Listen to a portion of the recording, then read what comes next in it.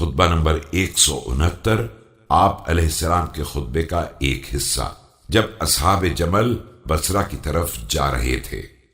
بسم اللہ الرحمن الرحیم۔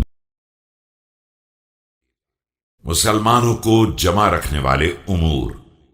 ان اللہ بعث رسولا هادیا بکتاب ناطق وامر قائم لا يهلك عنه الا هالك وان المبتدعات المشبهات هن المهلكات الا ما حفظ الله منها۔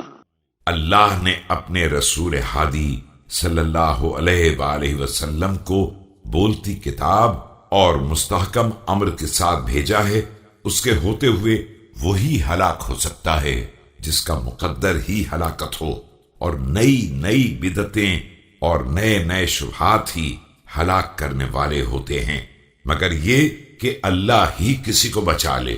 وَإِنَّ فِي سُلْطَانِ اللَّهِ عِصْمَةً لَأَمْرِكُمْ فَأَعْطُوهُ طَاعَتَكُمْ غَيْرَ مُلَوَّمَةٍ وَلَا مُسْتَكْرَهٍ بِهَا۔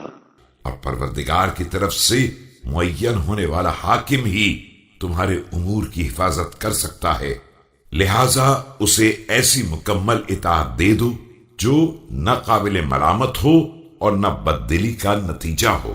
والله لتفعلن او لينقلن الله عنكم سلطان الاسلام ثم لا ينقله اليكم ابدا حتى يأرز الامر الى غيركم۔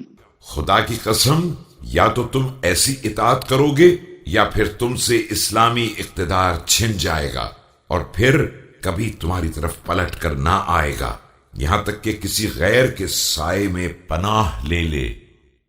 دشمنوں سے اظہار نفرت۔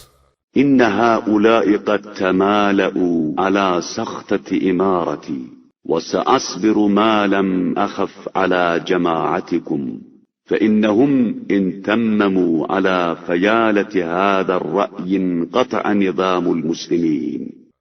دیکھو، یہ لوگ میری حکومت سے ناراضگی پر متحد ہو چکے ہیں، اور اب میں اس وقت تک صبر کروں گا جب تک تمہاری جماعت کے بارے میں کوئی اندیشہ نہ پیدا ہو جائے، اس لیے کہ اگر وہ اپنی رائے کی کمزوری کے باوجود اس امر میں کامیاب ہو گئے تو مسلمانوں کا رشتہ نظم و نسق بالکل ٹوٹ کر رہ جائے گا۔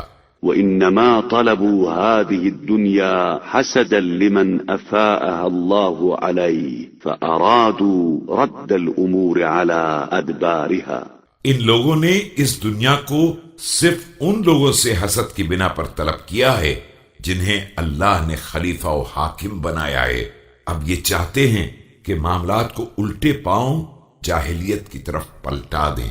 وَلَكُمْ عَلَيْنَا الْعَمَلُ بِكِتَابِ اللَّهِ تَعَالَى وَسِيرَةِ رَسُولِ اللَّهِ صَلَّى اللَّهُ عَلَيْهِ وَآلِهِ وَالْقِيَامُ بِحَقِّهِ وَالنَّعْشُ لِسُنَّتِهِ۔ تمہارے لیے میرے ذمے یہی کام ہے کہ کتاب خدا اور سنت رسول صلی اللہ علیہ وآلہ وسلم پر عمل کروں، ان کے حق کو قائم کروں اور ان کی سنت کو بلند و بالا قرار دوں۔